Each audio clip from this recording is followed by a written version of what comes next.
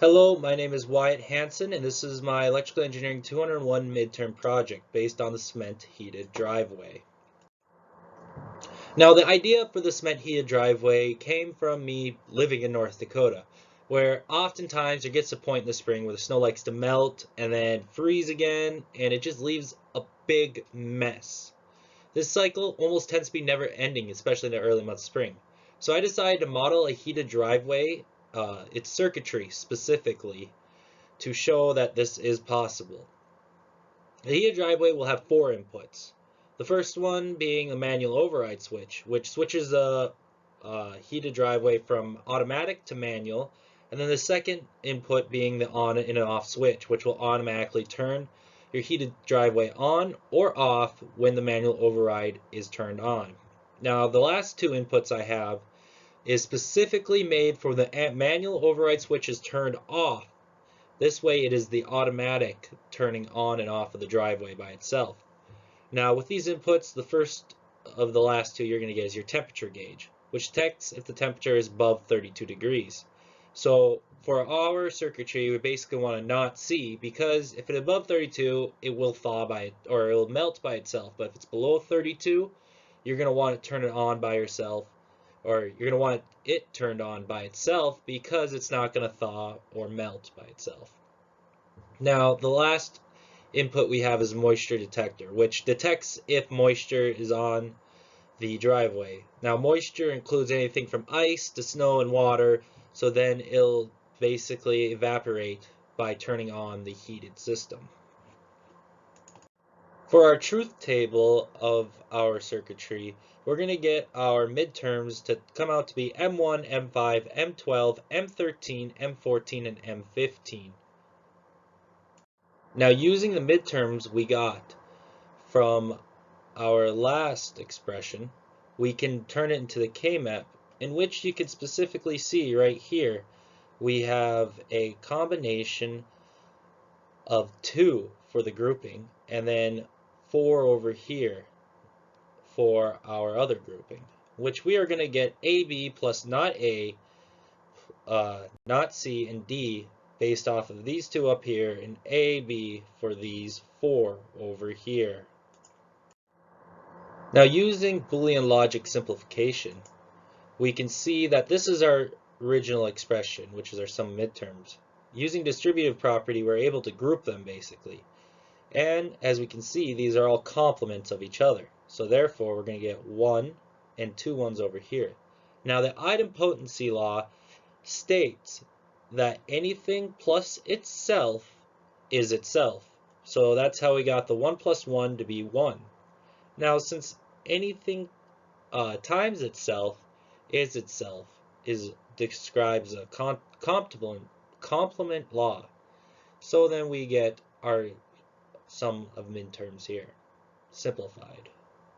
Now, just to recap our Boolean logic, we have our sum of midterms, which we saw from the second slide, which is in M notation, which is F is equal to M1 plus M5 plus M12 plus M13 plus M14 plus M15.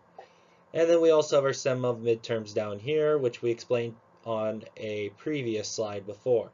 Now, from the last slide, we do have our simplified expression, F is equal to AB plus not A, not C, and D.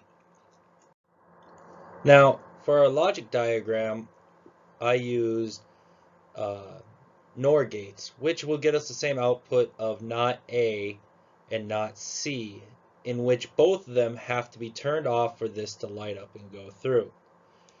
So with our A, we have our manual override, our B is our on and off switch, our C is our temperature gauge, D is moisture detector, and for our output, X1, which is the output to turn on the heated driveway.